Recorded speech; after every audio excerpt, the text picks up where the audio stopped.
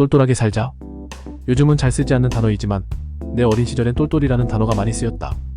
항상 책을 들고 다니고 유식해서 모르는 것이 없고 문제가 발생하면 논리적으로 척척 해답을 찾아낸다. 책을 많이 읽어서인지 어려서부터 검은색 뿔테 안경을 쓴 그런 캐릭터가 떠오른다. 유식하고 논리적이라서 많은 이들로부터 존경을 받긴 하지만 일반적인 사람들보다 더 알고 있다는 소위 그 잘남이 잘 가려지지 않아 주위 사람들이 이질감을 느끼기 쉽고 때로는 융통성의 부족으로 따돌림의 대상이 되기도 한다. 그러나 똑똑한 것은 분명히 좋은 것이며 선망의 대상인 것은 틀림없다. 다만 그 뛰어난 능력이 올바른 방향으로 적절한 시점에 바르게 발휘되어 이 세상에 선한 영향력을 끼치기를 소망한다. 내가 오늘 제목에 언급한 똘똘함은 똑똑함에서 유래한 똘똘이 스머프를 뜻하는 것이 아니다. 지금의 세상은 모두가 느끼겠지만 너무나 변화가 빠른 세상이다. 어제 당연했던 것이 오늘은 당연한 것이 아니며 오늘 맞는다고 생각되는 정석이 내일은 그렇지 못할 수 있다. 그래서 아직도 나 때는 말이야라는 서두로 옛것이 되어버린 그때 일반적이었던 것을 이야기하며 꼰대라 낙인되는 지금이 되어버렸다. 하지만 지금의 우리는 과거 수십 년간 일반적인 주입식 교육과 획일화된 사회풍토에서 살아온 것이 사실이다. 모든 문제의 한계의 답만이 존재하는 단답형 입시시험을 12년간 준비하여 대학을 갔고 그 대학에서도 땡땡한 개론과 같은 수백 년간 쌓아온 논문들의 정리본으로 공부하여 소위 전공 학위를 땄다. 사회에 나와서는 전혀 현실에 사용되진 않았지만 어찌 되었든 그 전공 덕에 관련 분야에서 수십 년은 일을 했다.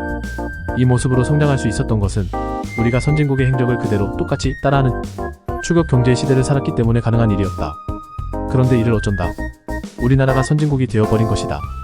더 이상은 선진국의 것을 따라할 것이 없다. 우리가 직접 맨바닥에 헤딩하며 창조적인 경험을 쌓아서 새로운 성장을 만들어내야만 한다. 바로 정답이 없는 시대이며 먼저 앞서간 선례가 없는 새로운 세상을 사는 것이다. 코로나19 팬데믹 때 우리는 어느 누구도 경험해보지 못한 팬데믹이라는 말을 많이 들었다. 이제 코로나19 팬데믹이 끝났으니 달라졌는가? 아니다.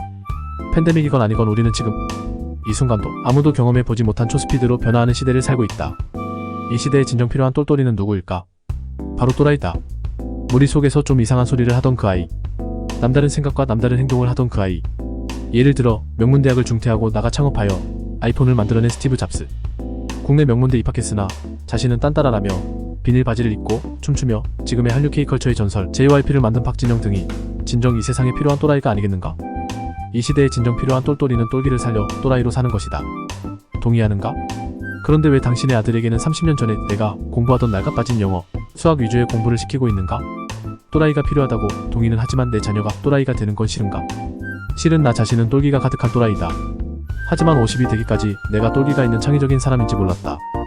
이젠 똘기를 발휘하지 못하는 곳에 있으면 병이 날 지경이다. 이 세상 모든 또라이들이여 자신의 똘기를 살려 또라이로 살자. 진정 똘똘하게 살자. 2024년 5월 5일 어린이날 똘똘하게 살자. 이영권